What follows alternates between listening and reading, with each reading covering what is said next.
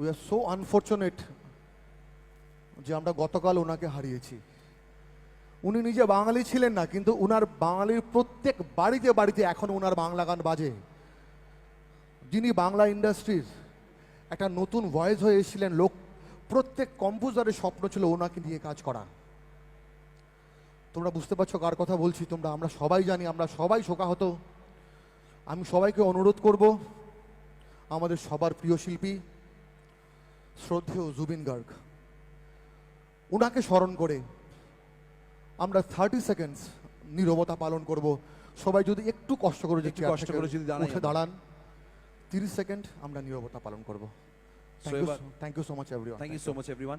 30 seconds আমরা একটু silent থাকবো। Time starts now.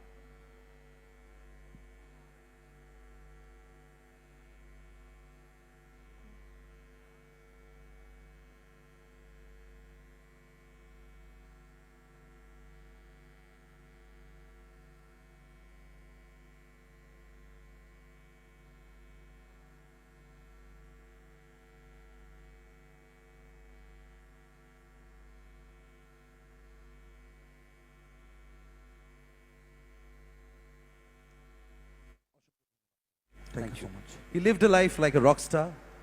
He delivered hits like a rock star. Zubeen Garg will never be forgotten and will always hold a golden name in all our hearts. Rathajit and Nilayan, এবার আপনাদের জন্য একটা ছোট্ট tribute for Zubeen Garg আমাদের সকলের তরফ থেকে।